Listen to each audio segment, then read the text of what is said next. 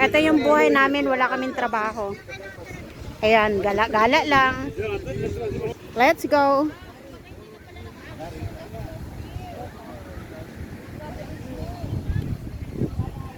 So magbabandaw na kami.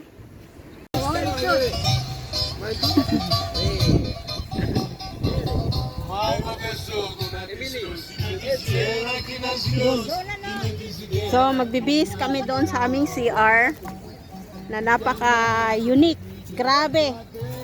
Walang katulad. Doon sa CR ko, may pinatayo ako dito ng CR. Sino ako yun?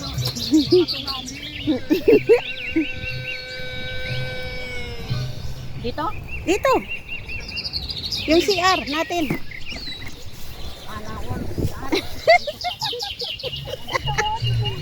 Dito doon banda nakaplat. Hayaan nyo lang ano naman. Nagdala pa naman ako shampoo, kala ko ano. Nag-uwian na nga kami dyan mga guys. Kasi nga po ay alas 4 na dyan. So kailangan na naming mag-uwian. Nakainom na ang aming taga-Maniho. Yes, ang aking jowa. Ang dalawa kong baby ay kailangan ng umuwi bago magsabit ng gabi. Eto nga pala yung ganap namin buong maghapon doon sa beach. Tapos medyo ang biyahe kasi dyan guys ay umaabot siya ng mga 55 minutes yan. So nandito na nga kami sa Del Mar. So malapit na kami. Diretso lang namin ang aming kaibigan. Mamaya pa yan sila, babalik na sila naman Anthony. kami kasi yung bahay ni Mag-ano Jowa pa yun sila, malapit maligo lang pa. sa Del Mar.